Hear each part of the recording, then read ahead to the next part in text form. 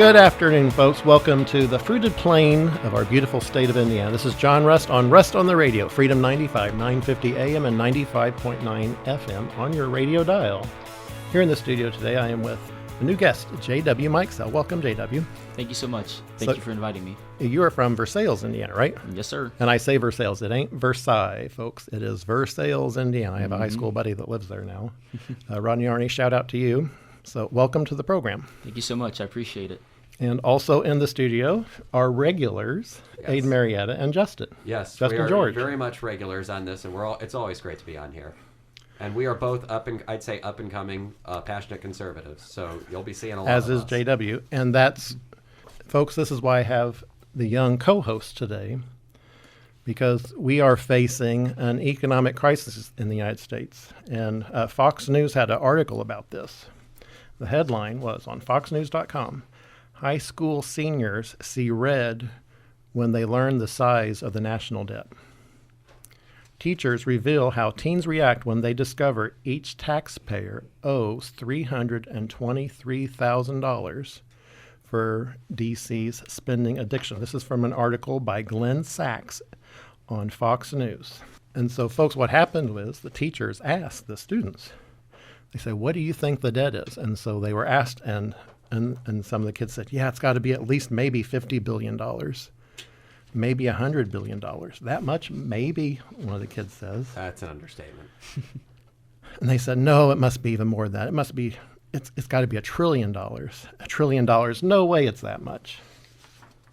Their ridiculous responses, ranging from millions to billions to $1 trillion, are funny, but also sad. Finally, I can't even listen anymore, and feeling like an evil person giving Snow White the poisoned apple, I tell them, our national debt today is $37 trillion, with a T, trillion dollars. And guess what, folks? Thanks to Jim Banks, Aaron Hounch, and the entire Indiana GOP delegation, it is now being raised $5 trillion just this year. So we're going to be well over $40 trillion by the end of this fiscal year.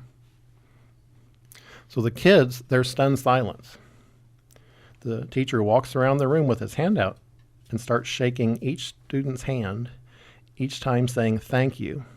And the kids look up and say, why are you thanking me? Because you're the ones who are going to be paying for that debt, going to be paying the price of our Republican GOP establishment, both here in Indiana and in Washington, D.C. So if you go to the national debt clock, you will see the debt per citizen in the United States is $108,000, but per taxpayer, it is $323,000.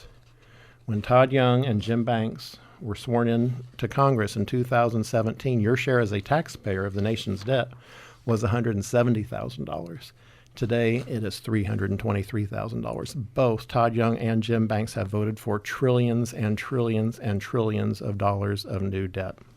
Both. What did Donald J. Trump have to say about that?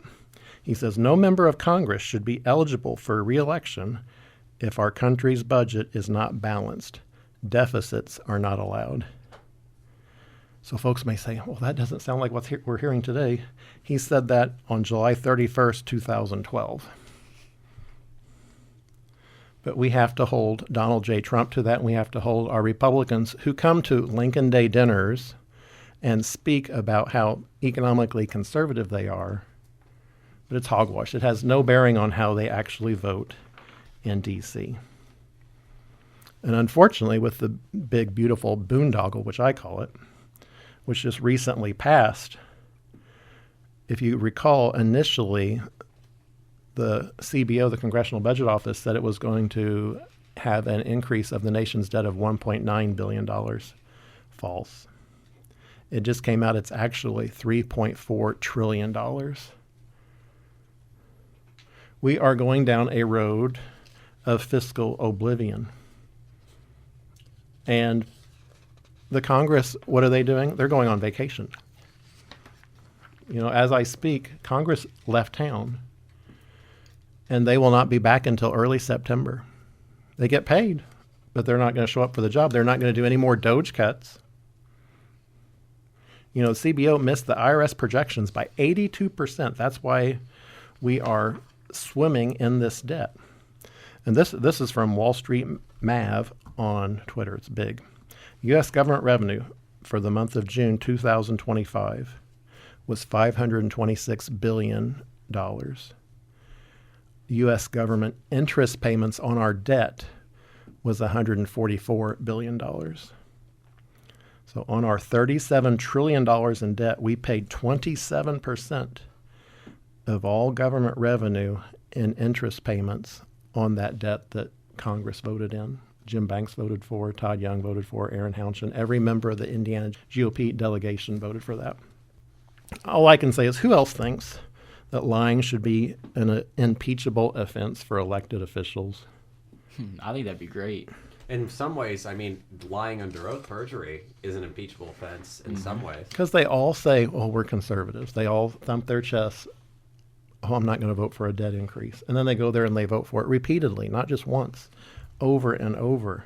Like the way I think of it, like the audio and the video doesn't match. Because like you said, they say that, oh, I'm so conservative. Let's, this debt's getting too out of control. We need to do something about it. But then they just vote to just keep plunging us down this rabbit hole. Well, and it's like, I don't know if they think, like you talk about them going on vacation. I don't know if they think if they just don't talk about it, it's going to go away. Like I don't know if that's what they think or not, but it's not. They're going to eventually, someone's going to have to deal with it. Though I will say, I don't mean to jump in, but fine. I was going to say Jim Banks, he openly embraced this bill and bragged about voting for it and bragged about how he was in favor of it. And you'll be lucky if you can find him during vacation. Well, because he doesn't even live here. He's in the Commonwealth of Virginia. Exactly.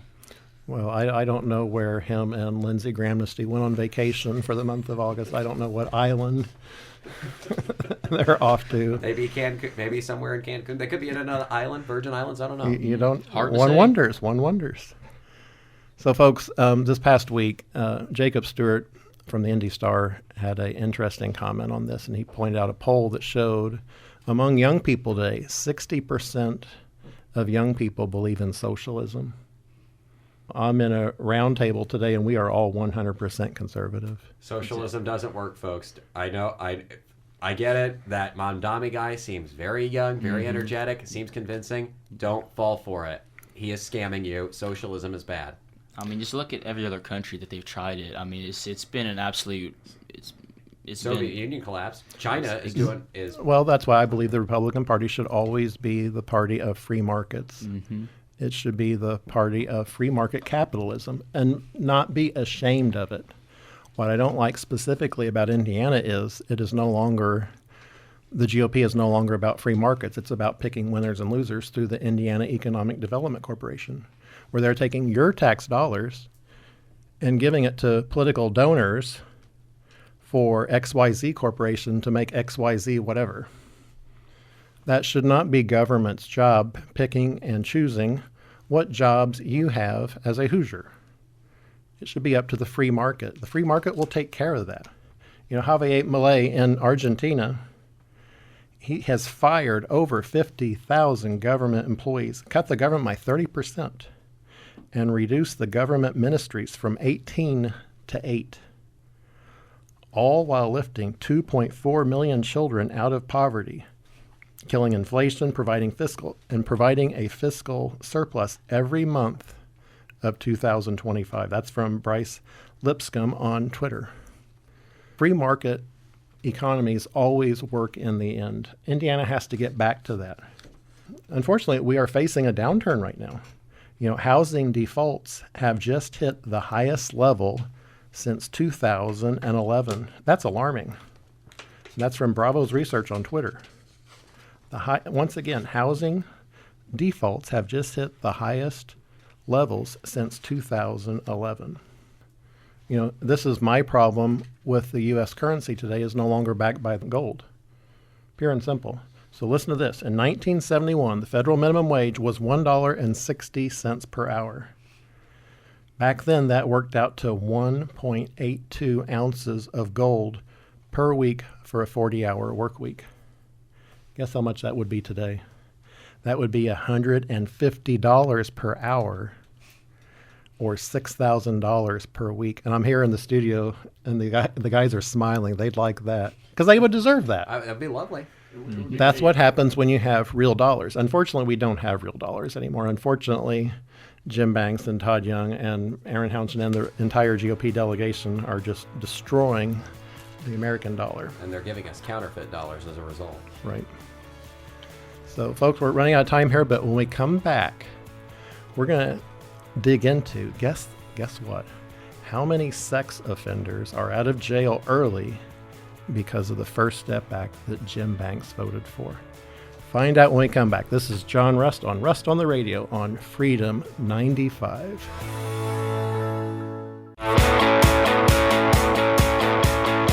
Welcome back, folks. This is John Rust on the Radio, Freedom 95, 950 AM and 95.9 FM, broadcasting all across what I love to say and copy from Rush Limbaugh, the beautiful fruited plain of our beautiful state of Indiana.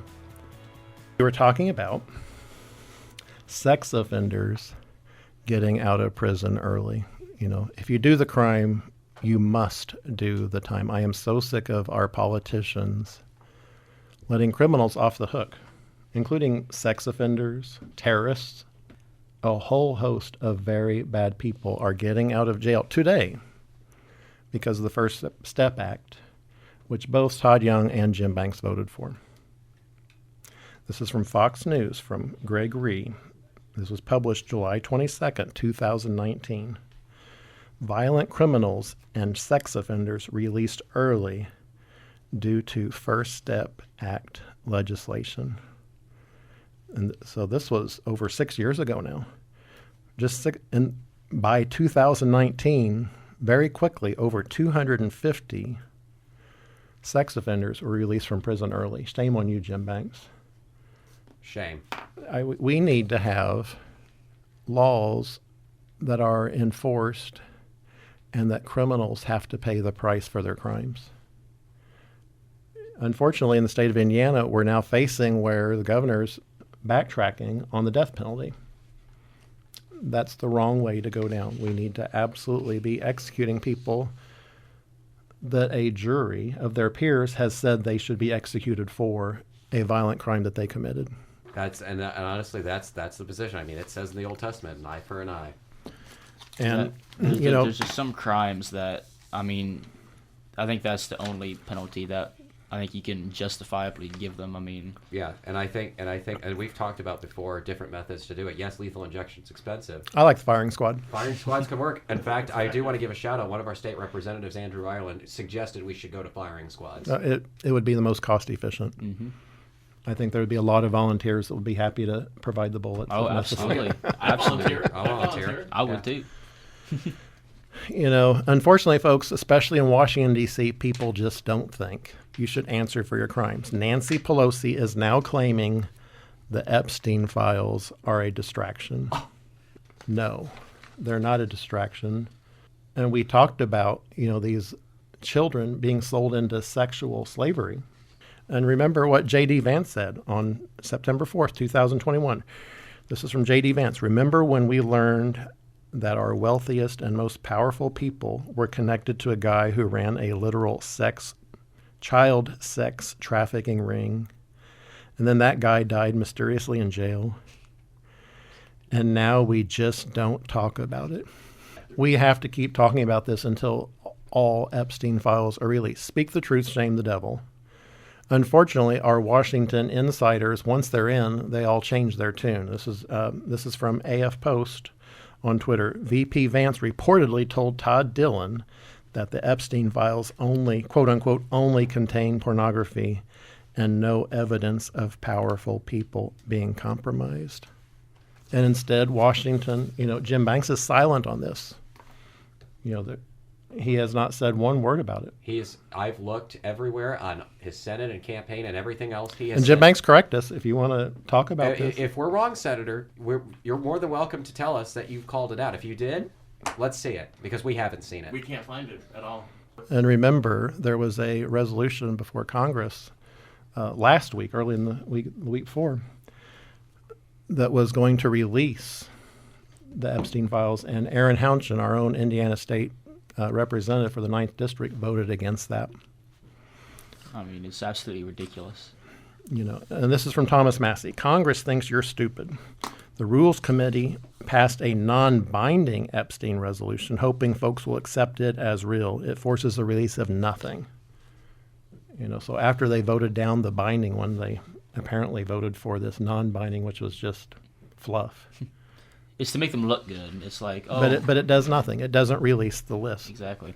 And it gets to the point, the way I see it, all I'm going to say is that every elected official, whether president, governor, senator, representative, whatever, if you care about children, you should absolutely be saying, release these files now. No BS, no nothing, release them now.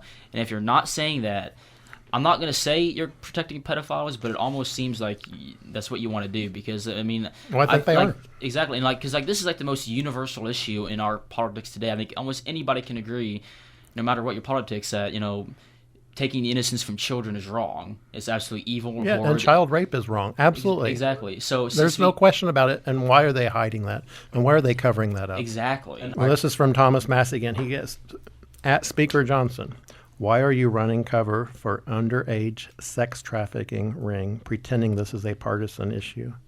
MAGA voted for this. Exactly. And he was talking about Johnson. Speaker. What they did this week, they left town. Yeah.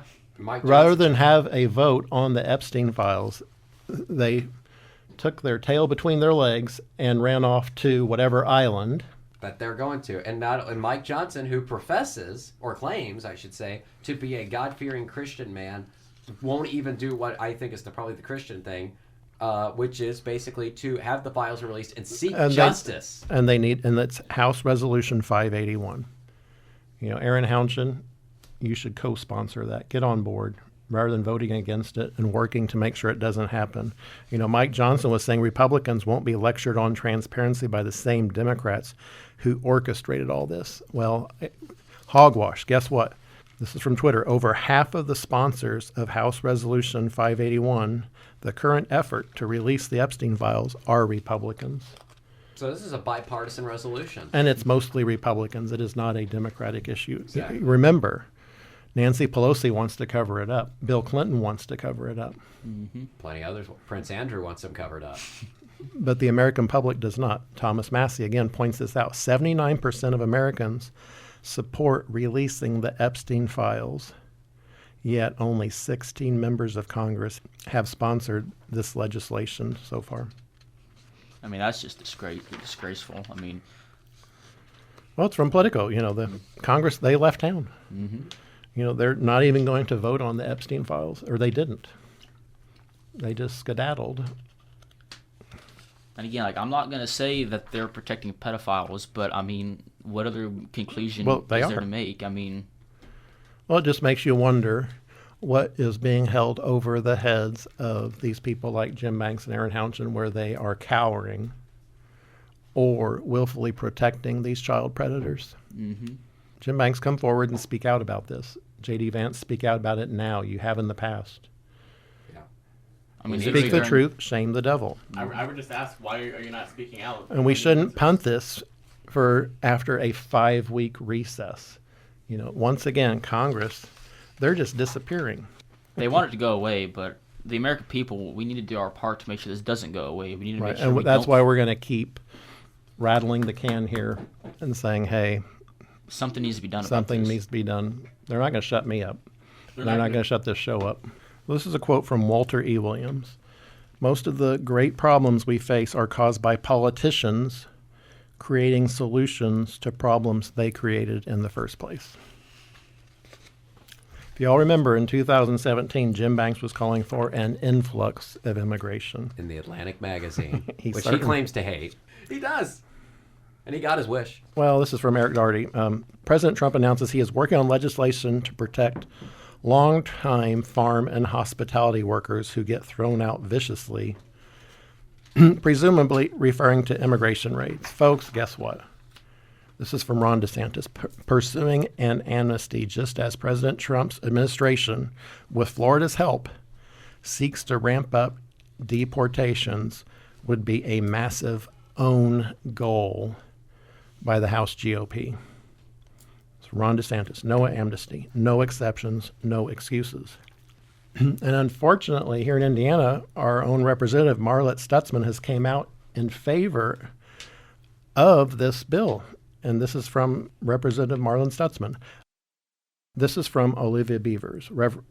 Representative Marlon Stutzman, Republican of Indiana, a rancher, whipped out his phone to show a message from a poultry farmer in his district who was worried about having enough workers not only to raise and process birds, but also to move them from farms to stores.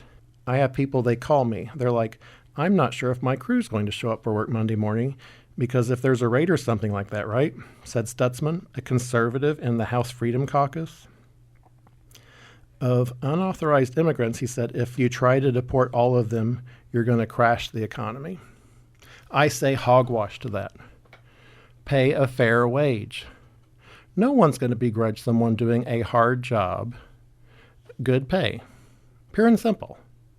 That doesn't mean we have to bring in people and pay them under the table or pay them a low wage, which Americans won't work for. They'll work if we have a fair wage. That is the answer to all that. Let the market capitalism work it out. It always will. The free market takes care of everything.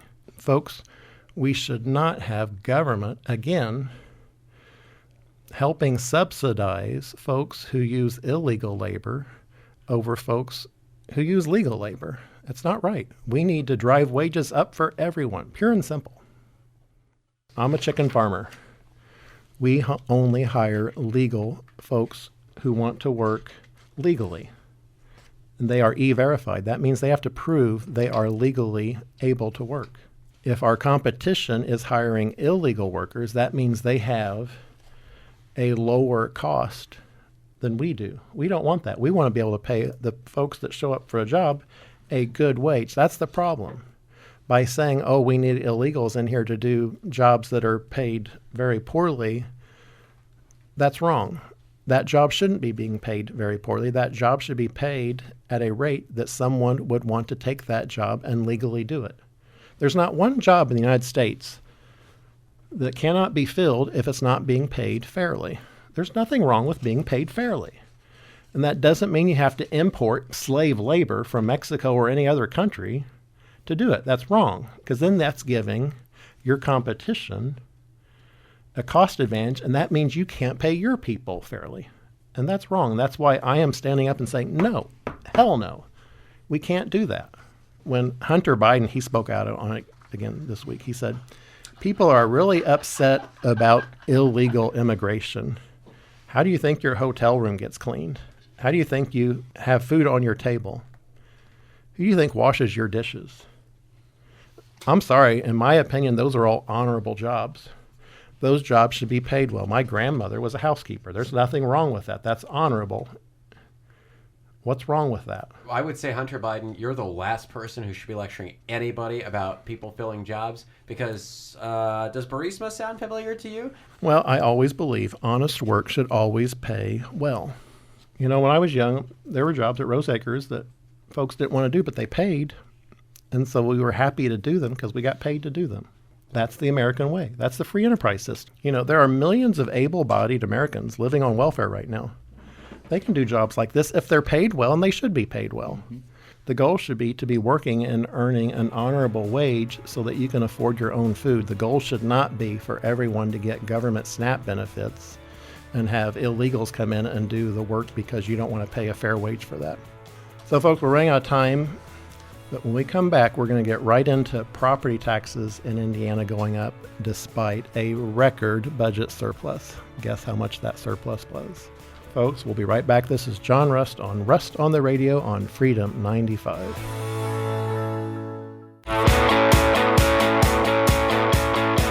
Welcome back, folks. This is John Rust on the Radio, Freedom 95, 950 AM and 95.9 FM on your radio dial, broadcasting all across the fruited plain of our beautiful state of Indiana.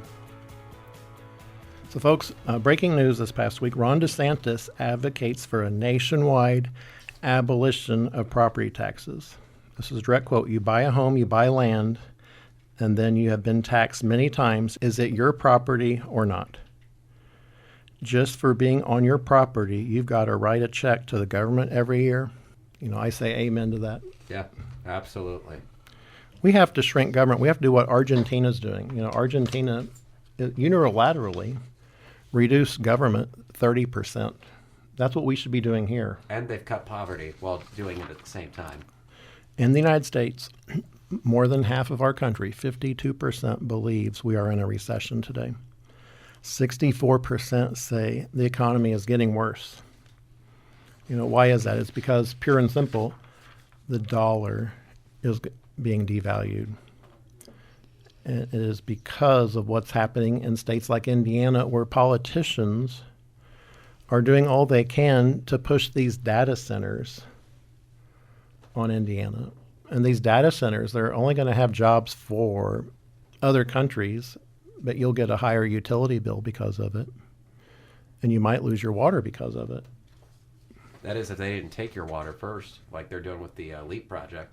Well, these data centers, they're like windmills. They're like windmills and solar farms on steroids. They're putting them in the most beautiful parts of Indiana from productive land. We should be farming. Pure and simple. So, folks, listen to this. In 2500 BC, this is from the Bible, Genesis 47, slaves owned by Pharaoh were required to pay 20% of their income from the crop harvest. Today, in 2025, the median U.S. taxpayer pays 24.8% income tax, higher than what slaves had to pay back in olden days. Then we have to also pay a 7.65% FICA tax.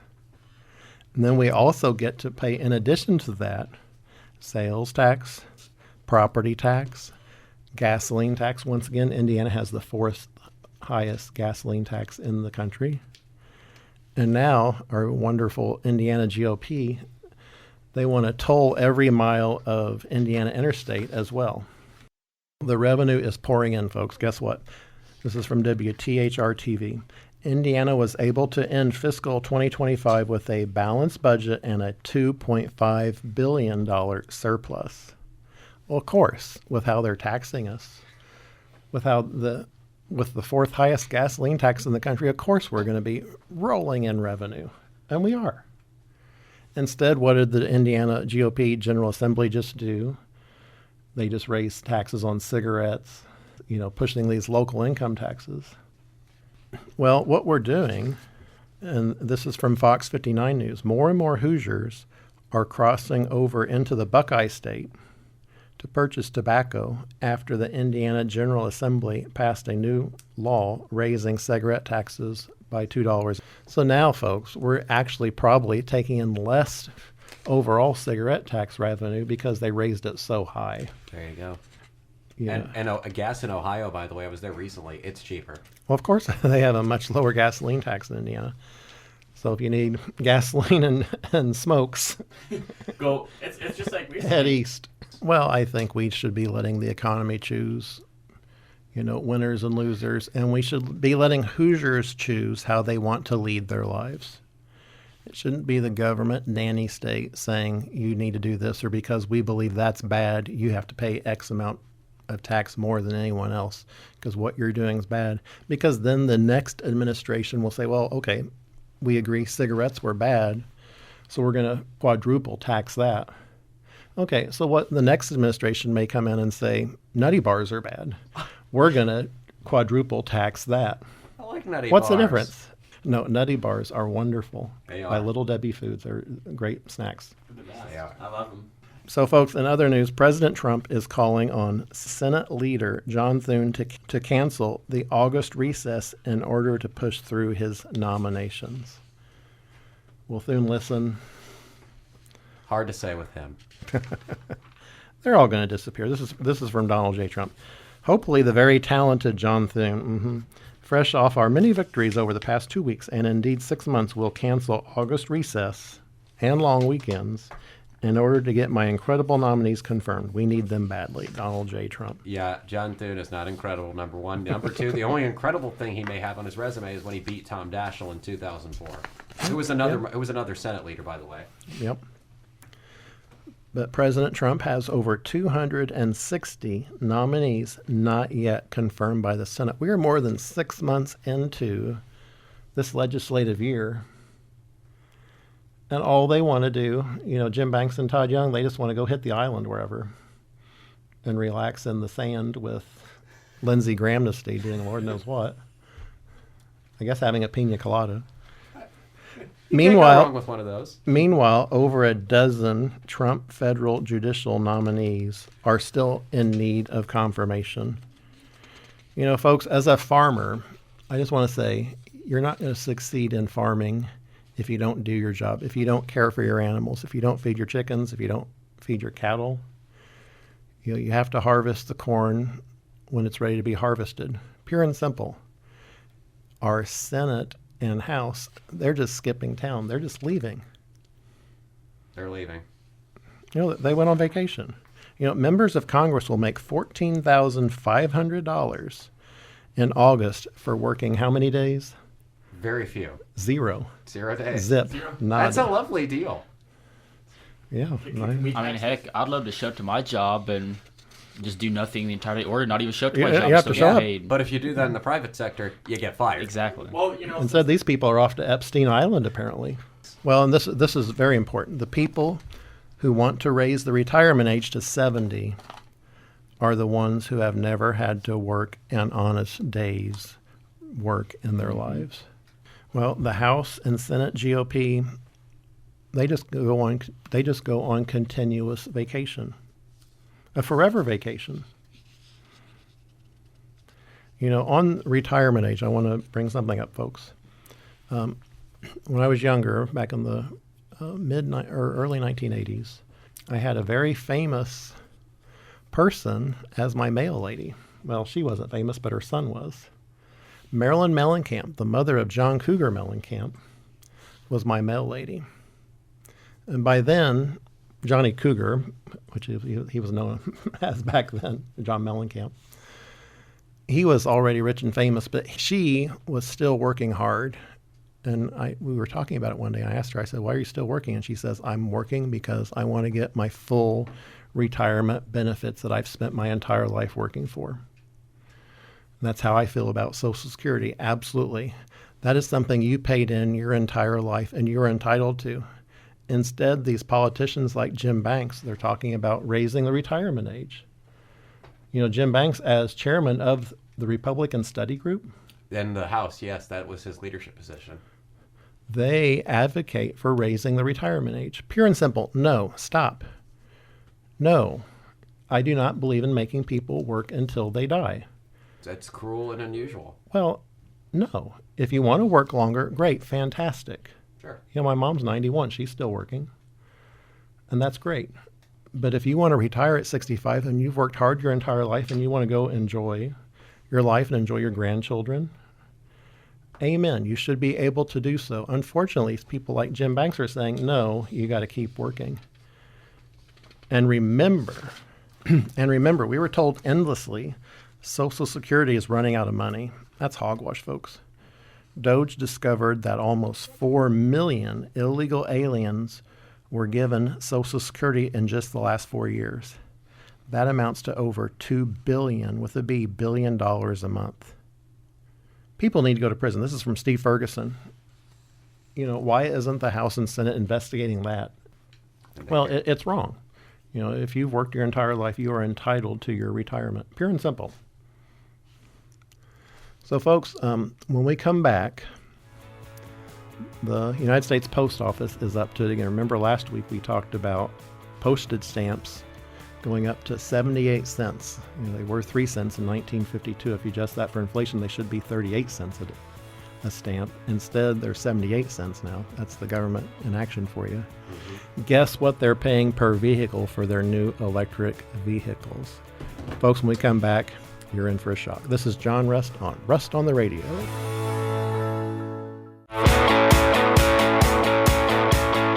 Welcome back, folks. This is John Rust on Rust on the Radio, Freedom 95, 950 AM and 95.9 FM on your radio dial, all across the beautiful fruited plain of our beautiful state of Indiana. Folks, when I left you hanging there earlier, we were talking about what the United States Postal Service is paying per vehicle. This is from the Zero Hedge on Twitter.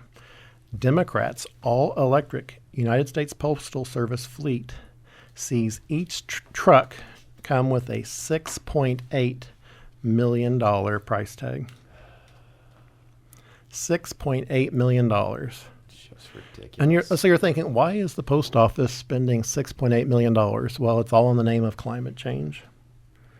You know, it's climate grift, you know, disguised as progress. Corruption just got greener, in my opinion. You know, when people say the Green New Deal, green is the color of money. That's all they see in their eyes. Just look at the dollar signs in their eyeballs when they say, oh, we can charge the government $6.8 million. And the government's not paying for that. You are. Nope. There you go. That's you guys in this room are. We are. And I would just say, I've seen the old trucks. They work fine. They're still working. Mm-hmm. The Postal Service is run like an absolute joke, but those trucks, I've seen those old trucks, they work Well, here's the really spoiler well. alert. I guarantee you those $6.8 million trucks are not going to run because they're probably junk. They'll probably break down within like a year. And they'll be using the trucks they're using today that are gasoline powered. And they can get through the snow, the gasoline powered ones. And they're probably easier to repair. All in the name of climate change. But guess what, folks? This is from KTVU TV on Twitter.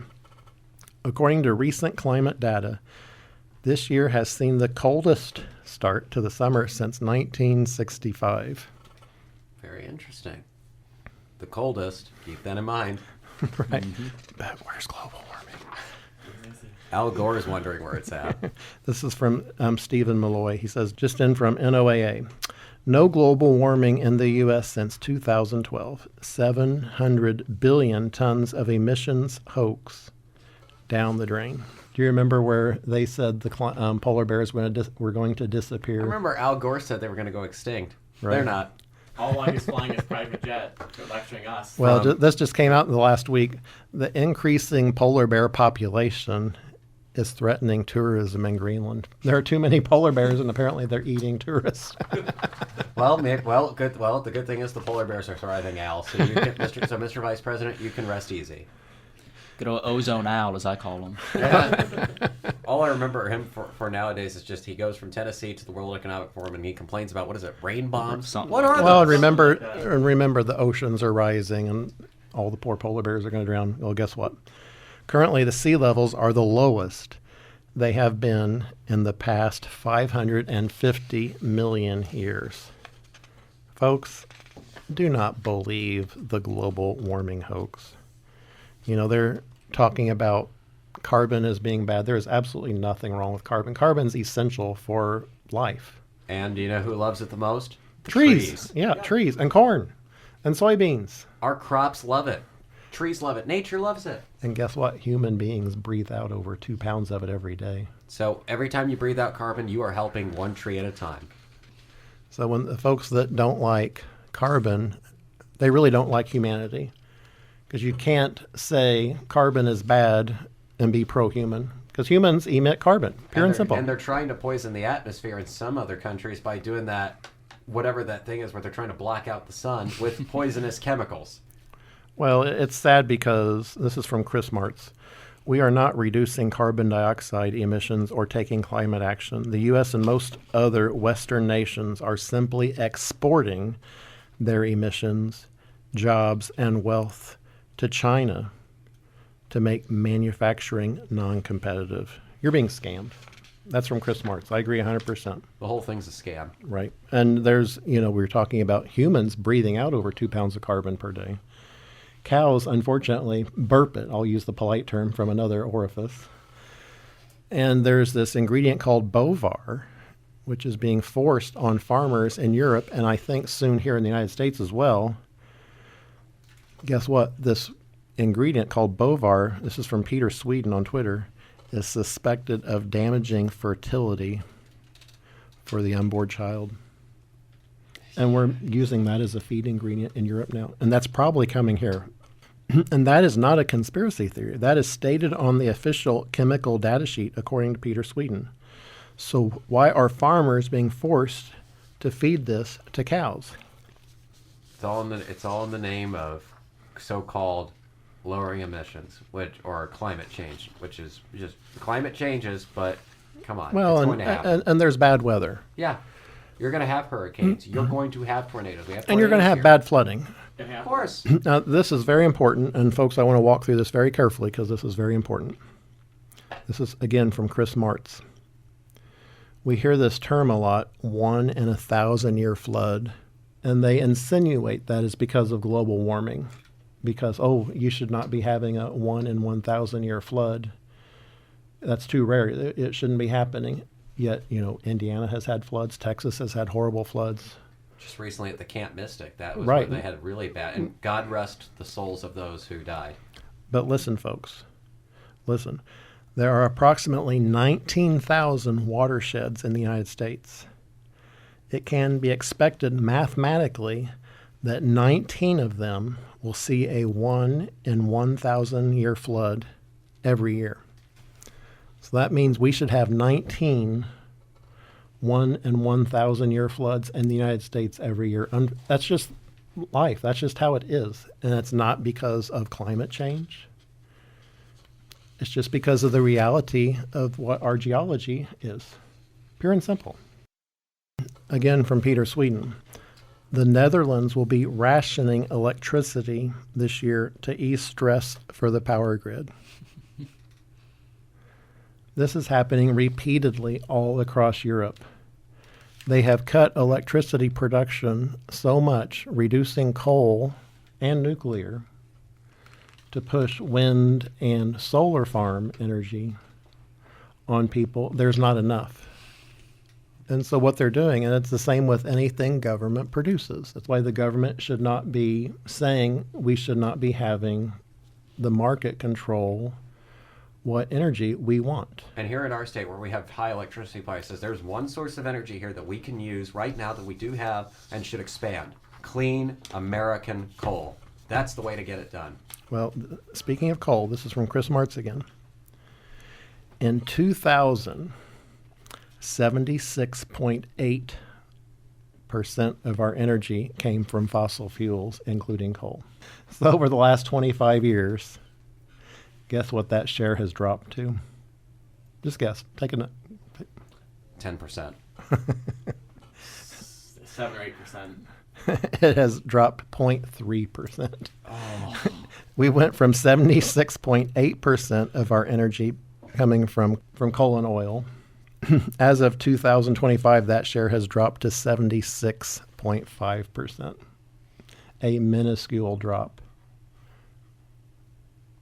All this climate change talk has been purely talk.